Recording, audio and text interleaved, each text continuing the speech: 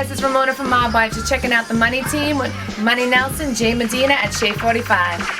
For the listeners that maybe they don't watch the show religiously like I do and are not aware of Ramona Rizzo, give them a little insight. Rizzo, give them a little insight onto who you are, your role on the show, and just how are you a mob wife? It's simple. She's fine. The others look like shit. We're good. Stop it. I'm joking. Okay. Stop it. All right. Okay. Anyway, no comment. Basically what it is, it's, you know, mafia-based show, and I was on the show just basically speaking about one family member. I choose to discuss it this time, which is my grandfather, and the movie Donnie Brasco was based on that. My grandfather was Lefty Guns Ruggiero, played by Al Pacino. You made it clear that they didn't do a good depiction of your grandfather. No, not at all. In the movie, they had my grandfather like basically be sent for and murdered. That never happened. My grandfather died in Sloan Kettering Hospital of cancer, you know, on Thanksgiving. So right then and there, you know, it kind of aggravated me. But beforehand, I kind of, you know, did what I had to do. I went to the set and I confronted Al Pacino, and him and I had a little talk. How did that go? Yeah. So charming, so sweet, took his time, spent probably about like an hour with each other, and he told me, he said, you know what, the book, which was originally written, he said they took all the characters that are around your grandfather and now developed this movie character. Because my grandfather could really like dress. He was a massive dresser. My whole family, you know, my grandmother owned a clothing store, my mom went to FIT, you know, we could dress. Yeah, whatever, you know, we had it. It was what it was. So when it was said and done, that aggravated me. So, you know what? I talked to him. Movies are movies. They need to make those dollars. They need to make blockbusters. Maybe if they went by the real story, it would be boring. Same thing with our TV show. You know, maybe people acted how they usually would act. Maybe, you know, they want to be extra for that screen. We don't know too much about Ramona Rizzo and her family. You know what I'm saying? We hear about your grandfather. We don't really know what's going on with your pops, your moms. There's really not much out there about my family is really the real deal. They will never be on the show. They will never have a part. They disapprove of the show. My mom and your father. Yeah, my mom will be my mom forever. I love her to death. She's stood by me even when we weren't speaking. But she has no love for the show. She will sometimes, like, you know, she'll catch a glimpse of it because she wants to know what's going on in case somebody confronts her. But she doesn't approve of it. You know, from where they're from, you never speak on it. But I also have the other side of it, that I'm not speaking on anything. I'm only saying how my life was. You know, I don't know what my grandfather did or didn't do. I'm in a certain situation now with my boyfriend. You know, he's incarcerated. He's in a really bit of a hot mess. I will never speak on that either because that's not my place. I didn't see anything, and that's how, if you really are involved with something, that's how it should be. So, and when all said and done, and you know, the way that I am right now, and I'm very blessed, 13 years ago, I became a mom for the first time. So I have 4 children, so that's my one and only top priority. What's going on with you and the ladies right now on the show? I mean, the ladies basically see what, you know, kind of like, you see what you get on this television show.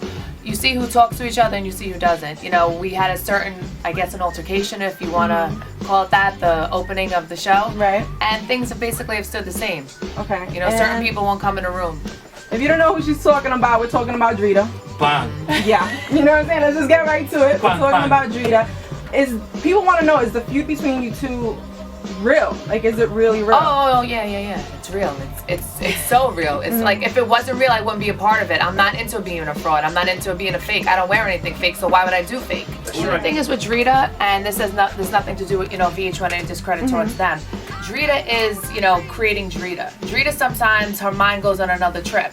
And I would have allowed that if she didn't set up on certain people's toes, like my cousin. You could do you, baby, and go create you, and nobody will maybe call you out on it. But watch who you're gonna, you know, try to take down with you. So to sit there and say that, you know what she said, I was a privileged, spoiled, rich girl, and what happened? I don't care. I have no problem with that. What do you want? You want my leftover clothes? And you want my food from my mouth? What do you need? And I'll give it to you. What do you think about Drita being in music videos now? I don't know if you heard, but she was recently in a French Montana video. Like, For what? She ain't got no ass? No, she's doing videos. That's the hustle. She does a lot of things. I think she's gonna rap.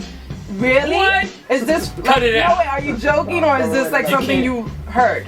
Listen, I guess, like, you know, what was that group back in the day, Milli Vanilli? I don't know. I guess she's gonna rap, but you know what? If she could rap, more power to her. Whatever she could do to support her kids, as long as it's legal, I don't care. Like, go do it, girl. Just do it. Do it. Whatever you gotta do, do it. Do it. I'm not honestly. I'm not with an album. I'm not hating on her. Honestly, for the sake of her 2 children, I do really wish her the best. You know, I really do. I would never want to. I'm not her. I'm not looking to take nobody's paper out of their pocket. She tried to do that to me. What's the biggest backlash that you guys have gotten since the start of the show? That, you know, or you've experienced? People just, you know what, their hardcore criticisms be like, you know what, this is a disgrace. Well, you know what, everybody is entitled to say that, but you don't have to watch it. How do you know if it's a disgrace? Change the channel. It's America. Nobody's forcing you or putting a gun to your head to watch our shit. You know, if you really have nothing nice to say, don't say it. Unless somebody's coming, again, like in my camp or saying something towards me, I really don't have to say anything bad about them. If you don't like it, don't watch it. A lot of people are just saying that because they're jealous and they didn't have the opportunity. I gotta ask you, I heard a rumor that Victoria Gotti actually commented that she doesn't approve of the show and she kind of just, you know, looks down upon it. Have you heard that? I've heard that. I've never, you know, really read anything or, you know, heard it from her mouth on television. Yeah.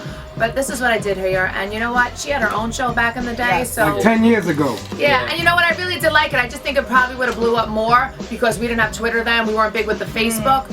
So, really... But, no, that's my question, because she had a show, and everybody knows her family. She had a show, and she had it growing up Gotti. Her children's last name isn't Gotti. So, you know, it was about, you know, her dad, her name, her legacy, his, you know, whatever it is may be. I don't know why she's hating on our show. Our show, and she's also accused our show of being fake and scripted. On the web recently, a few, you know, things came up as, you know, into your past about your ex-husband, correct? And you, about what, 5 years ago, they're saying that you guys had to leave the country because of some money issues you had in the States over here. Is there any truth to that? Well, no. I mean, the truth is basically that he had left the country for whatever reasons he had to, because he's a liar, he's a thief, and he's just not a proper person in my eyes. So he had gone. He basically told me he was going to like some, I don't know, some other country. I call and it switches over to Jordan. I'm like, okay, so now what? Like, I wasn't really gonna catch on. To make a long story short, I packed a bag for a month. I got stuck there 2.5 years. I basically went there to just make everything calm, cool, show the kids the country. This is where your dad's gonna be. I have nothing but love but the Middle East. They were very good to me. Except the fact that I couldn't come home, but that was on him. Wait, why was it that you weren't able to come home? Well, when you have when you have a child, both parents need to sign off on the passport. He set it up where that one of my child's passport was only good for a year. So he basically didn't want to do it. And then also when I found out, even if he was to do it, if that wasn't the issue, in that country you could put a child hold and you could put a spouse hold. So he could have held me there either which way. So he kept on making excuses to the people around and people, oh, I'm going to do it, I'm going to do it. But things got really ugly out there, really ugly. So how was it that you were able to turn it around and come back? I basically had to, you know, fight dirty, and I had to like kind of call him out. I went to like the king's cousin, I just started embarrassing him and just started like, I said, listen, I'm either going to be decapitated one way or another, so I might as well shoot for it. Was your ex-husband, in fact, married for 10 years when you met him and you took him away from his wife? First of all, I don't believe anybody could take anybody. You know what? I didn't make, you know what? If somebody's married, you know what? You need to go talk to that person, not to me, because they made the commitment to you. I didn't make a commitment to you. So that ain't my problem. So yes, he was married before, but he did come to paperwork with me and show me he was divorced. You know, later on, was he a shady MF? Yeah, he was a shady mofo, 100%. But, you know, it is what it is. And I didn't take nobody from nobody. Okay, so the other issue was people were stating that you left with him because of the issues you were having out here in the States for money. That's not true. No. I left with a month, you know, clothes, one bag. If I knew I was going to leave, I never would have left my Chanel bags. I never would have left my jewelry. Half of my shit got taken. The IRS came in and took my stuff that I had to go pay back from that country. So if I knew that I was going and I was going to live over there, would I leave my stuff? And this is stuff that's documented. The IRS have this all on record. I thought I was coming home. You know, I had the officials call me and tell me there's a warrant out for you. This all stuff I didn't know that he put me into shit. How'd you meet this deadbeat? We worked together in a job that was with people of my background affiliation. So he was kind of in with the mob, even though he was Arab.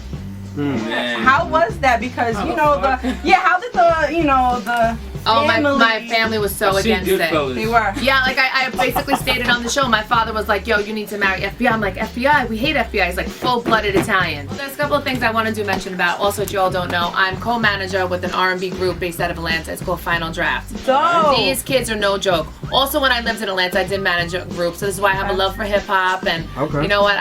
These kids are gonna do it. These kids, like, you could check them out on YouTube. They did have a track about a year and a half ago with Young Jock, and they're honestly, I have everybody right now like really looking for them. So we can look forward for new music, right? Yeah. You got a group. Your show when airs every Sunday? Every Sunday, 8 o'clock, VH1. I have a tanning mist.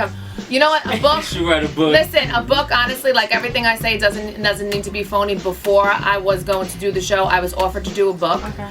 But I couldn't speak on certain things with my ex-husband because there was a great chance I was going to jail. And you know what? I said, I will not give this motherfucker 1 day in jail because I didn't do anything. Yeah. Right. So I really basically had to fight to the end. And now that things, knock on wood, are so much better, probably sooner or later there will be one.